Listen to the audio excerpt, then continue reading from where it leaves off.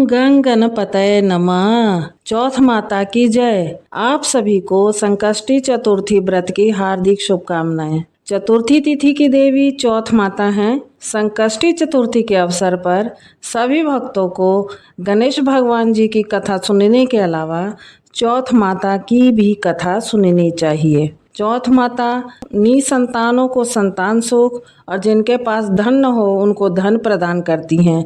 सभी की संतानों की रक्षा करती हैं और सभी की मनोकामनाएं पूर्ण करती हैं। प्रिय भक्तों, चौथ माता की कहानी सुनाने से पहले आइए जानते हैं चौथ माता प्रकट कैसे हुई। चौथ माता का व्रत संतान और पति की लंबी आयु की कामना से किया जाता है। मान्यता है कि सवाई माधोपुर में चौथ माता ने यहाँ के राजा को दर्शन दिए और कहा जाता है कि इस मंदिर की स्थापना राजा भीम सिंह ने कराई थी। लोक मान्यता है कि देवी चौथ माता ने स्वप्न में राजा भीम सिंह चौहान को दर्शन देकर यहाँ अपना तीर्थ यानी मंदिर बनवाने के आदेश दिए थे।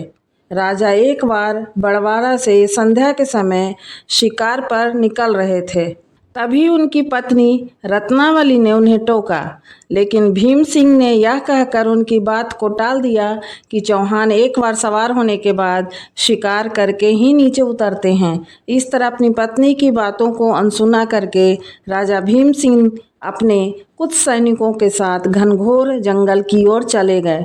राजा रानी के मना करने के बाद भी शिकार करने को चले गए। शाम ढलने पर उन्होंने वहां एक हिरन को देखा। सभी उस हिरन का पीछा करने लगे।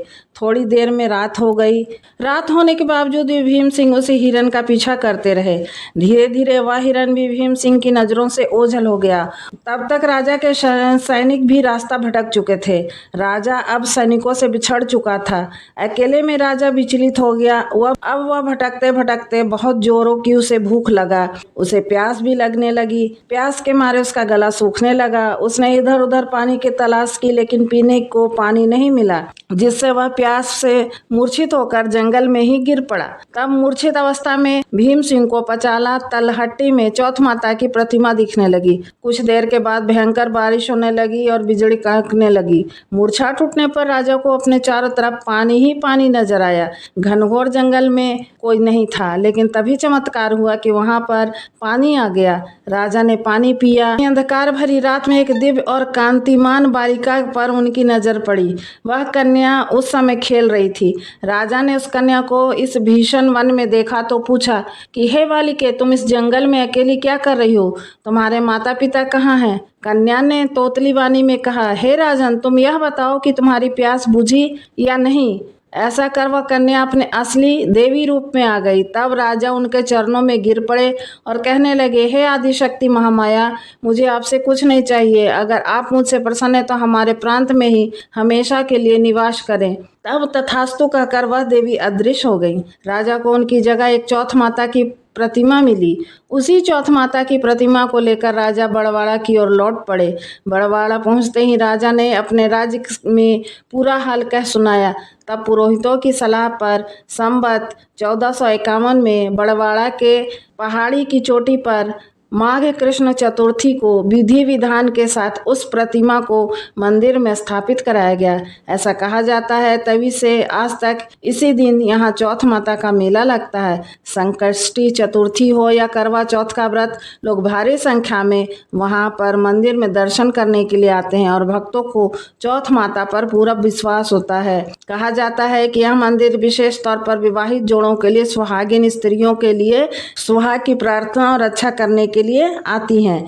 ऐसी मान्यता है कि चौथ माता देवी गौरी का ही एक रूप है और इनकी पूजा करने से अखंड सौभाग्य का वरदान मिलता है। साथ ही दाम्पत्य जीवन भी सुखी रहता है और परिवार के सभी सदस्यों की सुखी और निरोगी रहते हैं। संतान की उम्र लंबी होती है और चौथ माता की कृपा से परिवार में सभी को विपत्ति से छुटकारा मिलता है। आइए अब सुनते हैं चौथ माता की कथा। पुराने समय की बात है। एक ब्राह्मण था जिसके एक बेटा और एक बहू थे। बेटा और पिता कुछ कमाते तो थे नहीं। जो बहू के साथ आया हुआ दहेज तथा धन था उसी से अपना काम चलाते थे। जब भी बहू बाहर कचरा डालने जाती थी तब उसके पास वाली पड़ोसन उससे पूछती थी, बहू आज खाने में क्या खा के आई हो? तब वह बोलती थी कि मैं तो बासी और ठंडी रोटी खा के आई हूँ। एक दिन साहूकार के बेटे ने यह बात सुन ली। वह वहाँ से चला गया और अपनी माँ के पास जाकर बोला कि माँ, तू तो अपनी बहू को रोज गर्म खाना खिलाती है और वह फिर भी बाहर जाकर यह बोलती है कि मैं तो बासी रोटी खा कर आई हूँ। तब माँ ने कहा कि बेटा, मैं तो चारों थालियों में बराबर गर्मा गर्म खाना परोसती हूँ। यदि तुम्हें यकीन नहीं हो तो तुम खुद देख लेना। वह अगले दिन तबीयत खराब होने का बहाना बनाकर कंबल ओढ़कर लेट गया। तब उसको यह देखकर आश्चर्य हुआ कि बहू ने तो गरम गरम खीर और खाड़ का भोजन किया और जब बहू बाहर गई तो वह उसके पीछे पीछे जाने लगा। तब पड़ोसन के पूछने पर बहू ने वही बात दोहराई कि मैं तो बासी रोटी खाकर आई हूँ। उसका पति उससे पूछने लगा कि तू अभी तो गर्मा गर्म खाना खाकर आई है और पड़ोसन से कह रही है कि बासी ठंडी रोटी खाकर आई हूँ, तू झूठ क्यों बोल रही है? तब उसकी विद्वान पत्नी ने कहा, यह न तो तुम्हारे कमाए हुए पैसे की रोटी है और ना ही तुम्हारे पिताजी के कमाए हुए पैसों की रोटी है। यदि हम इसी तरह बैठे बैठे धन को खर्च करते रहे तो यह एक दिन कुएं के पानी की तरह समाप्त हो जाएगा। इसके बाद उसका पति कमाने के लिए विदेश चला गया। पीछे से उसकी पत्नी 12 महीने चौथ का व्रत करती रही। उसको विदेश में रहते हुए 12 वर्ष व्यतीत हो गए। तब चौथ माता और विनायक जी महाराज ने सोचा कि इसको अब घर बुलाना चाहिए। चौथ माता लड़के के सपने में जाकर बोली कि तू अब घर चला जा, तेरी पत्नी को तेरी बहुत याद आती है। वह बोला कि मैं घर कैसे चला जाऊं, यहाँ मेरा इतना बड़ा कारोबार फैला हुआ है। तब चौथ माता ने कहा, तू सुबह एक दीपक जलाकर चौथ माता का नाम लेकर बैठ जाना। जिनके पैसे बकाया हैं वो पैसे दे जाएंगे और लेने वाले ले जाएंगे। लड़के ने वैसा ही किया। उसका सारा काम एक ही दिन में निपट गया। जब वह घर जा रहा था तो उसे रास्ते में एक सांप दिखाई दिया जो आग के पास जा रहा था। उसने सांप को आग से बचाने के लिए हटा दिया। ऐसा करने से नागराज क्रोधित हो उठे और कहा कि हे पापी, मैं तो नाग योनि से मुक्ति के लिए जा रहा था और तूने मुझे हटा दिया।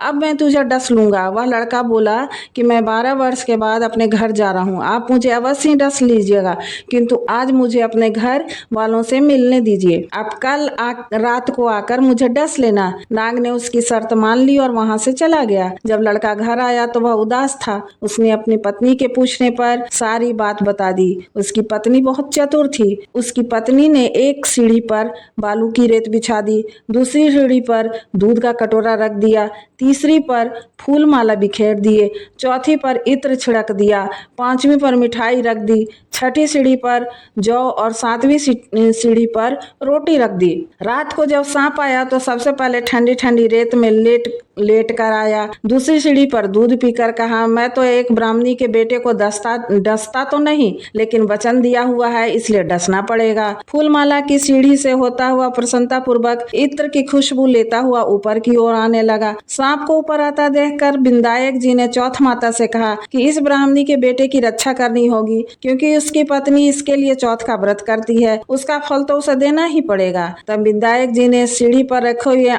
आंखों से सेल यानी सुई बनाई और चौथ माता ने रोटी सी की ढाल बनाई और सांप के आगे लगा दी। विनायक जी ने जो सेल बनाए थे उससे सांप की मौत हो गई। सुबह उस लड़के से मिलने गांव के लोग आने लगे, क्योंकि वह 12 वर्ष के बाद घर वापस आया था। लोगों ने उसे आवाज दी लेकिन वह तो उदास बैठा था, इसलिए बोला नहीं। तब उन्होंने देखा कि सीढ़ियों पर तो खून पड़ा हुआ है, तो वे चिल्लाने रोने लगे और ब्राह्मण आज तो तेरा बेटा मर गया है। यह सब देखकर ब्राह्मणी भी जोर जोर से रोने लगी। आवाज सुनकर उसका बेटा नीचे आया और कहा कि माँ, मैं मरा नहीं हूँ, यह तो मुझे डसने आया सांप मरा है। यह सब देखकर उसकी पत्नी भी प्रसन्न हो गई और बोली, मेरे पति के प्राण बच गए। उसने चौथ माता को धन्यवाद दिया और कहा कि यह तो चौथ माता ने मेरे व्रत करने का फल दिया है। चौथ माता जैसा फल ब्राह्मणी के बेटे को दिया वैसा सभी को देना। कहानी करने वाले को, कहानी सुनने वाले को और हुंकार देने वाले को, पूरे परिवार को देना। गणेश जी महाराज की जय। चौथ माता की जय।